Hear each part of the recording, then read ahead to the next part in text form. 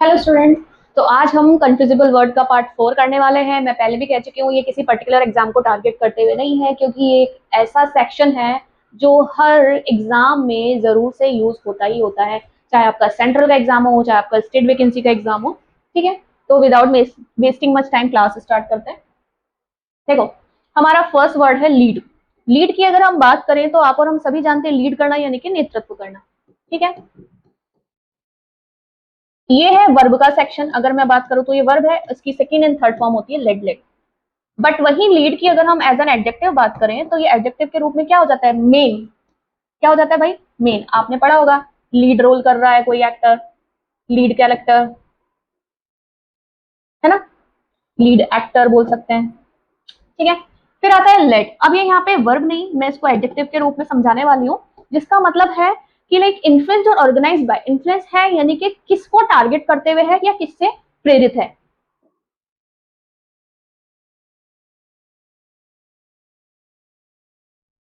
जैसे आपने देखा होगा, पढ़ के समझ में आ जाएगा। जैसे मैं बोलूं consumer led society. Consumer led society यानी कि कंज्यूमर को मद्देनजर रखते हुए कोई चीज, सोसाइटी बनी हुई। ठीक है, स्टूडेंट लेड एक्टिविटी, किसके लिए होगी वो एक्टिविटी? Basically for student. तो किससे इन्फ्लुएंस्ड है? स्टूडेंट से इन्फ्लुएंस्ड है। फिर आता है हमारा मैरिटल और मार्शियल। मार्शियल तो बेसिकली आपने देखा, मार्शल आर्ट भी सुना होगा, क्या होता है? फाइटिंग होती है। तो martial is connected to war. और ये हम बहुत सुनते हैं, marital affair, extra marital affair, ये वर्ड जो अक्सर सुनने में आता है। तो मैरिटल का मतलब है क्या? मैरिटल का मतलब है रिलेटेड टू मैरिज या related to relationship between husband and wife. तो क्या बोलेंगे इसको? विवाह संबंधी। वैवाहिक नहीं बोलते, विवाह संबंधी लिखते हैं। ठीक है, फिर आता है नेक्स्ट हमारा मिलिटेट, मिलिटेंट और मिलेट। देखो, मिलिटेट देखने में थोड़ा मिलिटेट और एस में डिफरेंस क्या है? एन का डिफरेंस है, साथ ही साथ एल इसका भी डिफरेंस है ना? ई भी नहीं आया लास्ट में। तो देखो, मिलिटेट की बात क्या होती है? एक तरीके से जैसे किसी चीज को होने से रोकना, प्रिवेंट करना, उसमें बाधा डालना, हिंडर करना। तो देखो क्या लिखेंगे हम? टू प्रिवेंट या हिंडर। और हिंदी में अगर हम बोले तो दोनों ही सेंस निकलते हैं भाई, बाधा डालना, ठीक है, या किसी चीज को घटित होने से रोकना। किसी चीज को घटित होने से रोकना। रोक रहे हो तो जाहिर सी बात है कि बाधा ही डाल रहे हो। ठीक है, मिलिटेंट कौन है? होते हैं भाई युद्धकारी होते हैं, आतंकवादी होते हैं, सोशल मोटिव को, रिलीजियस मोटिव को पूरा करने के लिए किसी भी हद तक जाने वाले। ठीक है, फिर ये तो क्या होता है भाई? ये तो होता है आपका ज्वार बाजरा, एक तरीके से एक प्रकार का ग्रेन, है ना?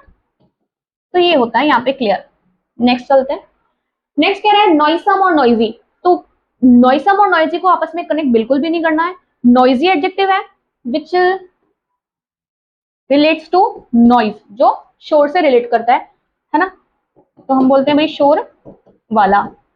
बट जहां नॉइसम की बात आ जाती है, तो नॉइसम का मतलब है कोई अनप्लेजेंट स्मेल, बहुत ज्यादा बदबू वाला। हार्मफुल भी कह सकते हैं, नॉक्शियस भी कह सकते हैं, कोई चीज जो आपको नुकसान देने वाले, तो नुकसानदेह भी कह सकते हैं। तो नॉइसम को हम बोलते हैं एक्सट्रीमली अनप्लेजेंट स्मेल। तो ये तो बदबूदार से समझ में आ जाएगा। हार्मफुल भी कहते हैं, नॉक्शियस भी कहते हैं। चलो नेक्स्ट पढ़ते हैं। फिर है हमारा ऑप्टियूज और एब्स्ट्रूज। तो सबसे पहले तो मैं ये बता दूं कि दोनों का ही पार्ट ऑफ स्पीच जो है वो क्या है? एडजेक्टिव है ना? लेकिन एक यूज होता है पर्सन के लिए और एक यूज होता है थिंग के लिए। कैसे? ऑप्ट्यूज इज अ पर्सन, है ना, जो क्या नहीं करता भाई, या तो विलिंग नहीं है समझने के लिए, या फिर वो स्लो है या एबल नहीं है। तो हम बोलते हैं भाई स्लो या अनविलिंग टू अंडरस्टैंड। और देखो, जो धीरे समझने वाला होता है या नहीं समझता है, उसको हम क्या बोलते हैं? रे मन बुद्धि है क्या? उसको हिंदी में समझने के लिए मन बुद्धि भी कह सकते हैं। अब एब्स्ट्रूज जो है वो चीज के लिए यूज हो रहा है, जिसका मतलब है कोई ऐसी चीज जिसे समझा ना जा सके, तो डिफिकल्ट टू अंडरस्टैंड। जैसे मैं बोलूं एन एब्स्ट्रूस आर्ग्यूमेंट, तो आर्ग्यूमेंट कैसी है, मतलब मुझे समझ में ही नहीं आया कि क्यों हो रही है।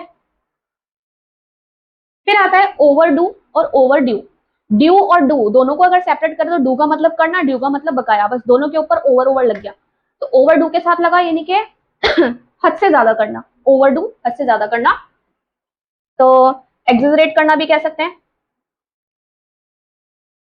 ठीक है। एम्पलीफाई भी बोल सकते हैं, मैग्नीफाई भी बोल सकते हैं, एनलार्ज भी बोल सकते हैं। ओवरऑल बढ़ा करके करने वाला भाव है, ठीक है। फिर देखो एक वर्ड और है, उसकी इंटेंसिटी को बढ़ाना, इंटेंसिफाई, तो यहां लिख देते हैं अति करना, ठीक है। अब ओवर ड्यू यानी कि कोई चीज जो पे नहीं की गई है, या की ही नहीं गई है, या उसको वापसी ही नहीं की गई है, जैसे पैसा ले लिया रिटर्न नहीं किया तो ओवर ड्यू हो गया, है ना। तो इसको हम क्या बोल सकते हैं भाई, बाकी बोल सकते हैं या बकाया बोल सकते हैं, ठीक है। चलो आगे बढ़ते हैं। फिर देखो क्या कहता है, प्रीमाइस और प्रीमाइसेस। देखो प्रीमाइस और प्रीमाइसेस में बस एक एस का डिफरेंस है, लेकिन समझने की बात है। प्रीमाइसेस तो क्या कहलाता है भाई, परिसर, बिल्डिंग होती है, जैसे स्कूल प्रीमाइसेस हो गया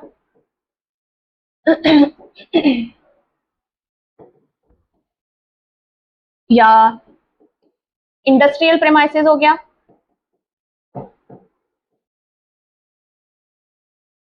कॉमर्शियल प्रीमाइसेस हो गया, over a place of business, है ना, बिजनेस भी बोल सकते हैं, परिसर कहलाता है वैसे, ठीक है। अब आते हैं हम प्रीमाइस पे। प्रीमाइस बेसिकली है क्या, प्रीमाइस की अगर हम बात करें तो जैसे कि कोई प्रीवियस स्टेटमेंट, है ना, जो फॉर्म करता है बेसिस, यानी कि आधार बनता है किस चीज का, आगे आने वाली एक आर्ग्यूमेंट है उसके लिए अपनी एक रीजनेबल लाइन देने का, यानी कि आधार, एक तरीके से वन वर्ड हिंदी में बोले तो आधार कहलाता है, बट समझने के लिए बोले तो ये आधार किस चीज का, यानी कि जो आप आर्ग्यूमेंट कर रहे हो उसमें आप पुराने स्टेटमेंट को लेकर के एक रीजनेबल लाइन क्रिएट कर रहे हो, रीजनेबल स्टेटमेंट क्रिएट कर रहे हो अपनी आर्ग्यूमेंट के लिए। तो मैं लिख देती हूँ इसके लिए क्या कहलाएगा भाई, अ प्रीवियस स्टेटमेंट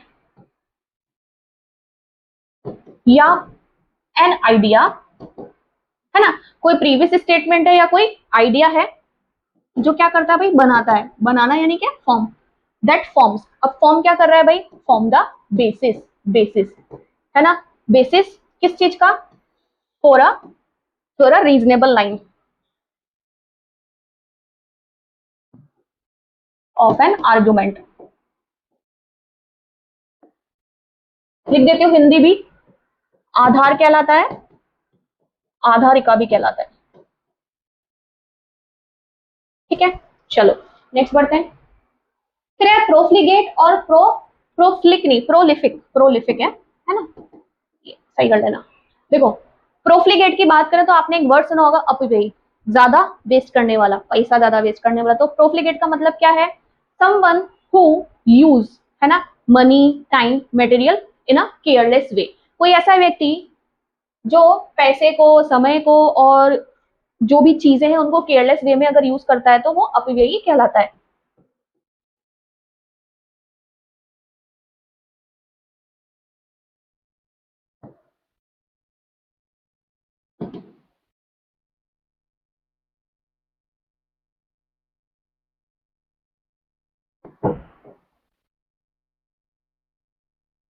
अब लेकिन प्रोलिफिक अपव्ययी के सेंस में तो नहीं है, बट ज्यादा के सेंस में जरूर है, जैसे कि ज्यादा फल देने वाला, बहुफलदायक,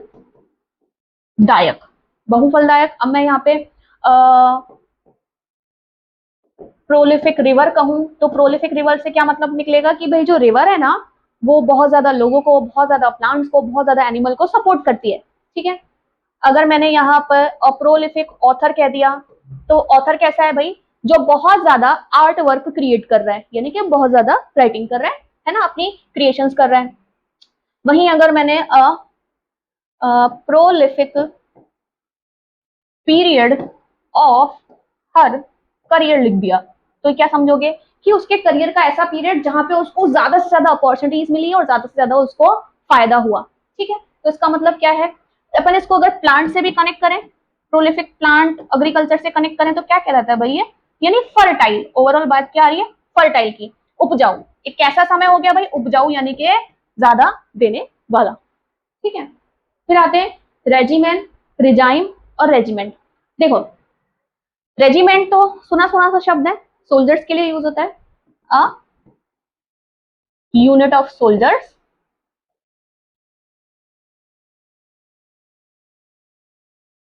कमांडेड बाय कर्नल, है ना, and divided in companies. Companies जैसे कि जो यूनिट को डिवाइड अलग अलग सेक्शन में डिवाइड कर दिया जाता है वो रेजिमेंट कहलाता है।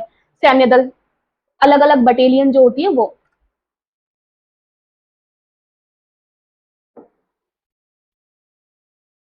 हिंदी में लिख देते हैं यहाँ पे सैन्य दल। ठीक है, अब आते हैं अपने फर्स्ट वर्ड पे, रेजिमेंट। रेजिमेंट क्या है भाई, अ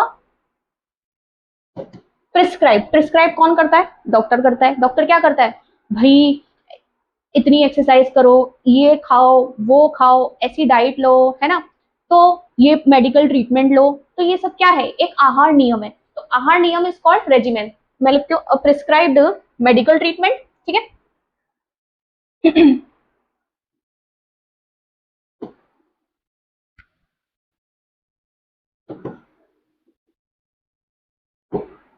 मेडिकल ट्रीटमेंट हो गया। Way of life, way of life में एक्सरसाइज आ जाती है कि भाई इतने बजे उठो, इतनी देर वॉक करो, रनिंग करो, है ना, या डाइट।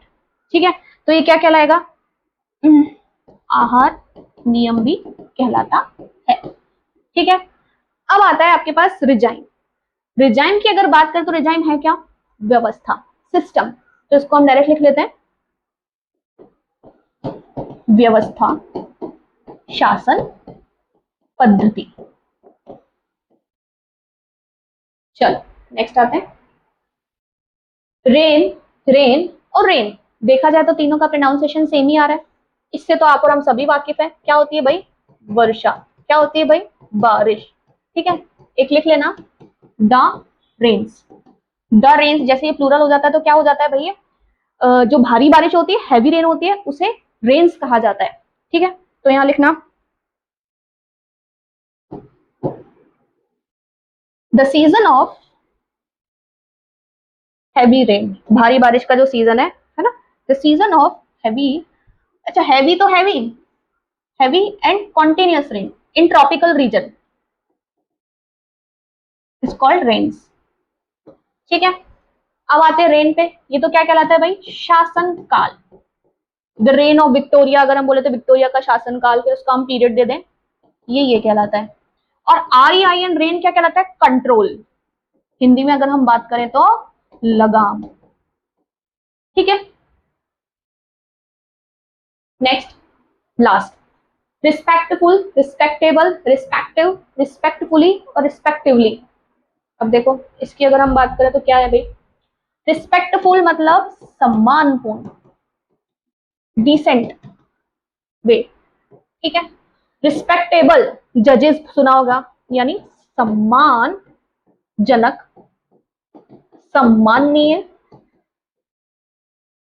ठीक है, रिस्पेक्टिव यानी पर्टिकुलर या something dedicated to. Respectfully means with respect, सम्मान के साथ। ये एडवर्ब हो जाता है। देखो ये एडजेक्टिव है, ये एडजेक्टिव है, ये भी एडजेक्टिव है, ये एडवर्ब है, ये भी एडवर्ब है।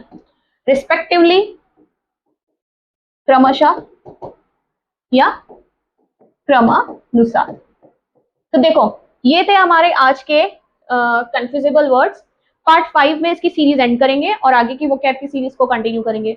तो ऐसे ही सीखने के लिए चैनल को लाइक, सब्सक्राइब एंड शेयर जरूर कीजिएगा ताकि ज्यादा से ज्यादा स्टूडेंट्स तक कंटेंट डिलीवर हो सके।